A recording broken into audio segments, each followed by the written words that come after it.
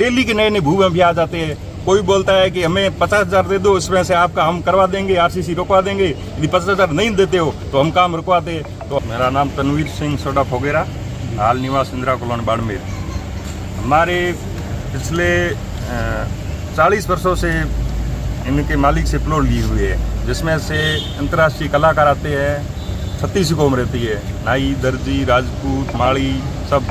अब उसका जिससे हमने ली थी ज़मीन, उसका बेटा भू माफियों को लाकर जो हमारे मोहल्ले में शराब पी के आते हैं और उनसे चौथ वसूली का काम करते हैं।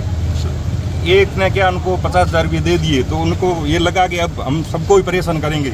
जैसे ही हम आज 40 वर्ष पहले जिसके भी नीमाराम जी हमारे साथ थे, उन्होंने प्लॉट बेचे, खेताराम उन्होंने प्लॉट बेचे। वो ज़मीन अब हम 40 वर्षों से रह रहे हैं, जिन्होंने सब गरीब कौम है, जिन्होंने 1 रुपया इकट्ठा करके लिया। अब भू माफिया हमें परेशान कर रहे हैं, धमकियाँ दे रहे हैं। तो इसलिए आज हम एसपी साहब से ज्ञापन दे रहे हैं, हमारी सुरक्षा की जाए। कल कुछ होगा तो इसका जिम्मेदार प्रशासन होगा। तो इसलिए आज हम इंदिरा कॉलोनी 43 नंबर वार्ड इकट्ठे हुए हैं और अपनी मांगों को वाजिब मांगे हैं, जिसको एसपी साहब अपने मध्य में रखे और जो भू माफी है नामजद, उनकी गिरफ्तारी करे और हमारे साथ जो अन्याय हो रहा है वो अन्याय न होए। इससे कम 800 प्लॉट है, कम से कम 500 परिवार है, ठीक है।